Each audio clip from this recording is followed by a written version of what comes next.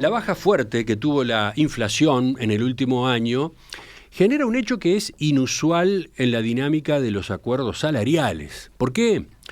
Porque correspondería realizar correctivos de inflación negativos en el mes de julio, dado que la inflación efectiva en el periodo julio 2023-junio 2024 fue 2,1% menor a la inflación contemplada en las pautas que rigieron la última ronda para ese mismo periodo.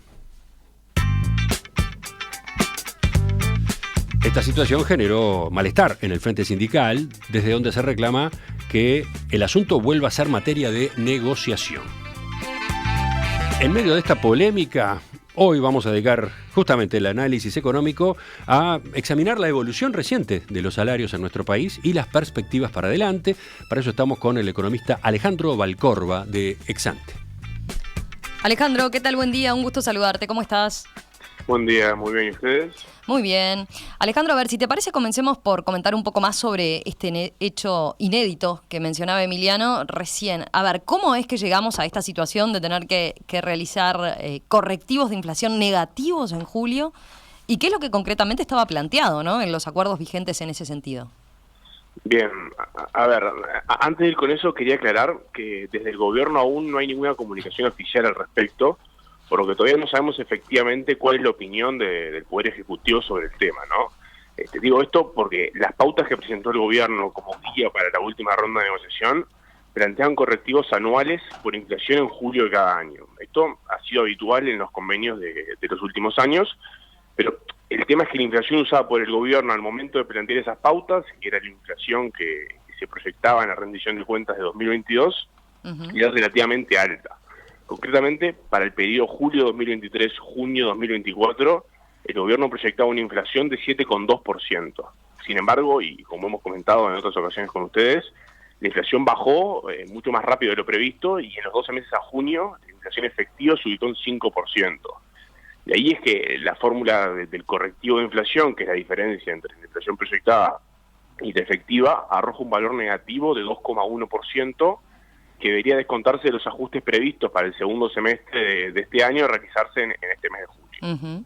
Un panorama que complica el tema ahí es que el ajuste por inflación proyectada para el segundo semestre es de 1,3%, que es menor que el correctivo negativo de 2% que corresponde a realizar. Entonces, dado que no está previsto que los ajustes de los salarios nominales sean negativos, no se podrá aplicar en su totalidad ese correctivo. Ahí, de acuerdo con declaraciones del presidente de la Confederación de Sindicatos Industriales, lo que plantea el Poder Ejecutivo y que exacerbó aún más la polémica es que el remanente, que varía según cada rama, se descuente del ajuste de enero de 2025. Está claro. Ahora, a ver, esta situación está siendo bastante resistida por los sindicatos, ¿verdad? Que dicen, incluso que señalan que es un cambio en las reglas de juego, así lo perciben. ¿Qué decían concretamente los convenios en relación a este punto en particular? Bueno, eso es una buena pregunta y ahí la situación es diferente según cada subgrupo de negociación, ¿no? En algunos convenios estaba esta posibilidad de correctivos negativos, estaba expresamente contemplada, casos como por ejemplo el de la construcción o el servicio doméstico. En algunos otros casos estaba explícitamente aclarado que si el cálculo daba negativo no se iba a aplicar, como es el caso de la industria frigorífica, entre otros casos. Pero lo cierto es que en la gran mayoría no se estipulaba nada explícitamente respecto a esa posibilidad, ¿no? Y de ahí es que surge el debate que se ha generado en estas últimas semanas. A ver, si queremos pensar en mantener estos niveles bajos de inflación en torno a 4 o 5%, es importante cortar con la inercia inflacionaria que tuvimos en los últimos años.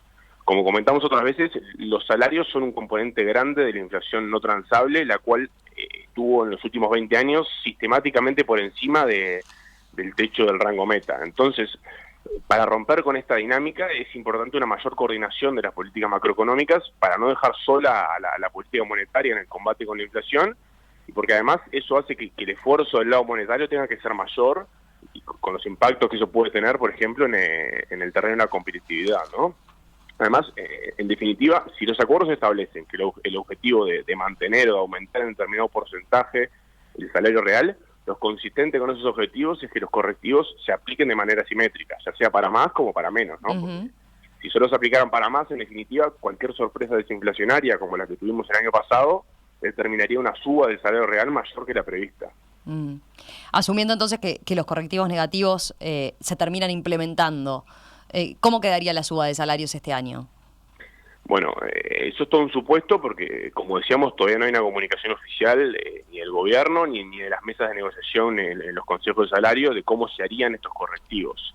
Y además, desde las agrupaciones sindicales, posiblemente la situación va a ser muy resistida y puede haber algún sector donde se negocie alguna otra cosa.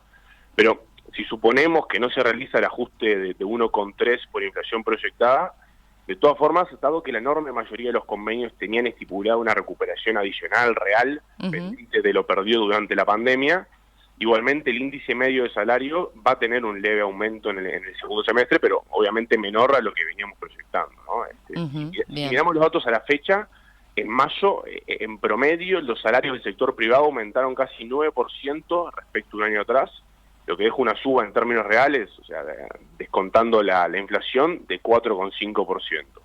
Ahora, si se concreta este correctivo negativo sobre los ajustes salariales para el segundo semestre, esto supondría que en el promedio del año los salarios privados aumentarían en torno a 8% en términos nominales, lo que en términos reales implica un incremento entre 2,5% o 3%. Bien.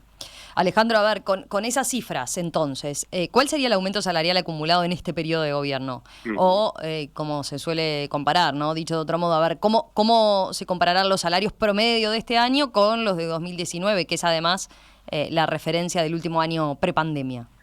Bien, a ver, los últimos datos marcan que, al menos a nivel promedio, los salarios privados en términos reales ya recuperaron los niveles de 2019, ¿no? Concretamente, en mayo el salario real promedio en el sector privado estaba 2,2% por encima de los niveles del mismo mes de 2019. ¿Y cuán generalizada es esa recuperación salarial por sector de actividad? Y es bastante generalizada, aunque obviamente las subas por sector son de distinta magnitud, ¿no? En concreto, los salarios del sector de de actividades inmobiliarias, de intermediación financiera, de enseñanza privada y de la construcción, lideran la recuperación, ubicándose en el promedio de enero-mayo de este año entre 3 y 5% por encima del mismo periodo de 2019, siempre hablando en términos reales, no en la comparación real. Por el contrario, en sectores que se vieron más impactados por la pandemia, como son los hoteles y restaurantes y algunos rubros del comercio, los salarios se mantienen alrededor de 1,5% por debajo de los niveles de 2019. Bien, está claro entonces. Y pensando ya en 2025, ¿cómo se plantea el escenario de salarios? Bueno, para 2025 la incertidumbre es aún mayor porque va a ser un año de comienzo de una nueva ronda de negociación salarial. Cerca del 90% de los convenios salariales de la 10ª ronda de negociación colectiva vencen en 2025 y más del 80% se concentran en el primer semestre. Esto involucra a unos 150 sectores de actividad. Por lo tanto, va a ser clave para la dinámica salarial del año que viene las pautas que presente como guía para esa nueva ronda el gobierno que asuma en marzo del año que viene. Claro. ¿Y qué están proyectando ustedes en ex-ante en términos de la dinámica de salarios para el año que viene? Bueno, en nuestras proyecciones nosotros asumimos que vamos a ver una moderación adicional de la suba de los salarios en 2025. Concretamente, desde ex-ante aguardamos que las pautas sean consistentes con un escenario de inflación en el centro del rango meta y por lo tanto veamos incrementos nominales en el entorno del 6% promedio anual. Esto, en términos reales, contemplando nuestras proyecciones de inflación, supone una leve suba adicional en torno a 0,5% en el promedio del año que viene. Bien. Alejandro, gracias. Gracias por este análisis sobre la evolución reciente y las perspectivas de salarios en Uruguay ante esta novedad, ¿no? Ante el debate por los correctivos de inflación negativos en los ajustes de julio. Volvemos a conversar con ustedes mañana seguramente. ¿Te parece? Perfecto. Un abrazo. Mañana.